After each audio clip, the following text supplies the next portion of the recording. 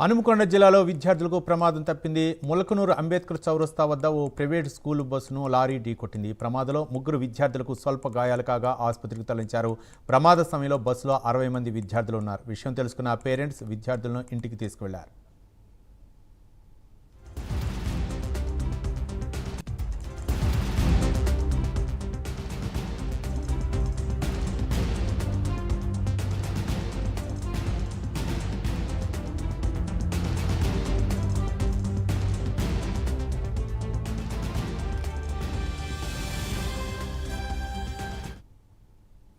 హనుమకొండ జిల్లాలో విద్యార్థులకు ప్రమాదం తప్పింది. ములకనూరు అంబేద్కర్ చౌరస్తా వద్ద ఓ ప్రైవేట్ స్కూల్ బస్సును లారీ ఢీకొట్టింది. ఈ ప్రమాదంలో ముగ్గురు విద్యార్థులకు స్వల్ప గాయాలు కాగా ఆసుపత్రికి తరలించారు.